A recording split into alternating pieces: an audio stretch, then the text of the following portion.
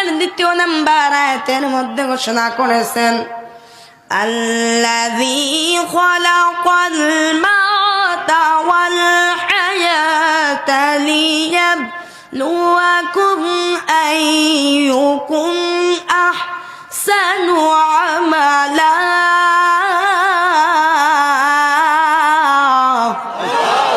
হায়াত মৌতের মালিক একমাত্র আল্লাহ। কথা ঠিক কিনা?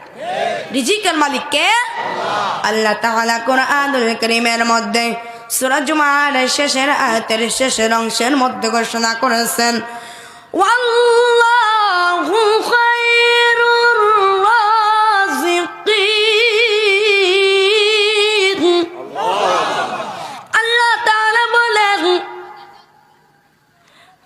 আল্লাহ তাআলা বলেন আমি হলাম উত্তম জীবিকা প্রদানকারী। বলেন সুবহানাল্লাহ।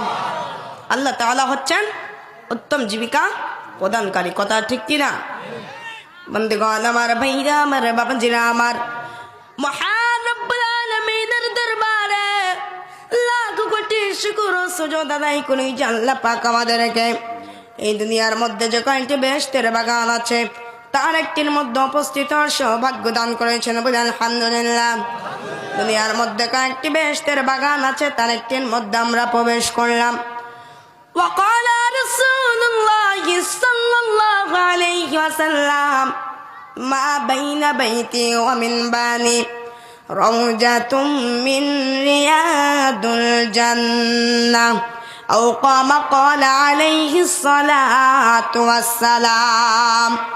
নবী আমার বলেন, আমার উম্মতরা শুনে রাখো, জেনে রাখো, আমার ঘর আর আমার মসজিদের মেম্বার মাঝখানের ফাঁকা জায়গাটুকু বেহেশতের বাগিচা। বলেন সুবহানাল্লাহ।